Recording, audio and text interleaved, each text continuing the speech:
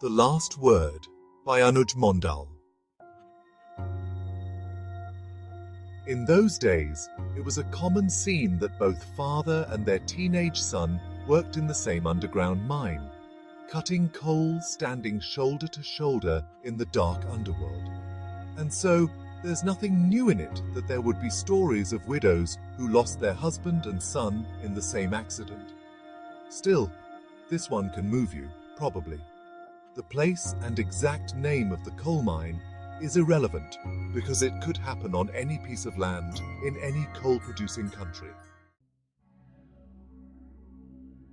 In a deep coal mine in the USA, once there was a roof fall. So what? It happens. Rather, every now and then. Yes, and as you predicted, there was inundation from the surface. Now you tell it is also not uncommon. Now the workers will move to a higher level, then wait for the rescue team. If God wishes, the team will reach in time and save the lucky few, or else...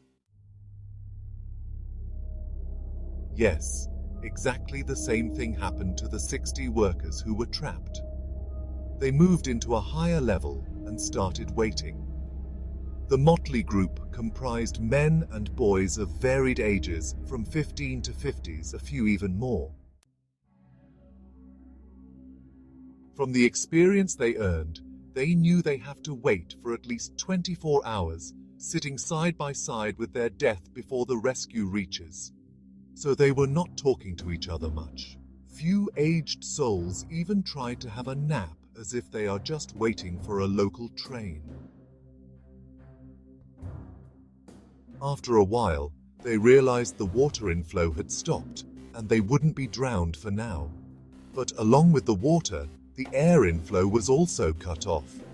They were now trapped in a small air pocket. The demons of the underground, as they are usually termed by people above ground, knew the oxygen in that small pocket could last them, at best, 24 hours. Still, these people were not afraid, but a few were sad. Maybe they had promised their loved ones a sea beach visit on their next day off, or the cowboy smart guy sitting in a corner like a stone-cut muscular Greek sculpture might have had a date this weekend.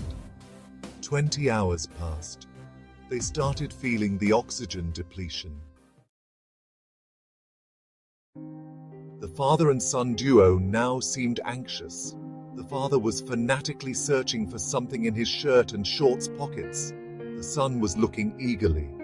The father found a dirty, small piece of paper and hurriedly collected a short piece of coal from the floor.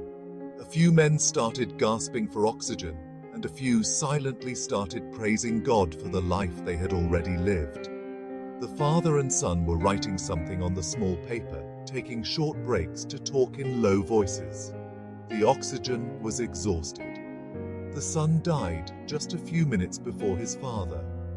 The father was holding the paper in a way that seemed to say, "Oh, visitor, favor me by handing it over to my family." The rescue came 3 hours later. The paper was handed over to the widow. Now, the original is in a museum. What was written on that? "Ellen, darling, goodbye from us both.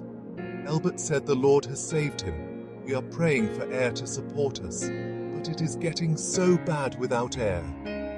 Ellen, I want you to live right and come to heaven. Raise the children the best you can. Oh, how I wish to be with you. Goodbye. Bury me and Albert in the same grave. Goodbye, Ellen. Goodbye, Lily. Goodbye, Jemmy. Goodbye, Horace. We are together. In 25 minutes after 2, there are a few of us alive yet. Oh, God, for one more breath. Ellen, remember me as long as you live. Goodbye, darling."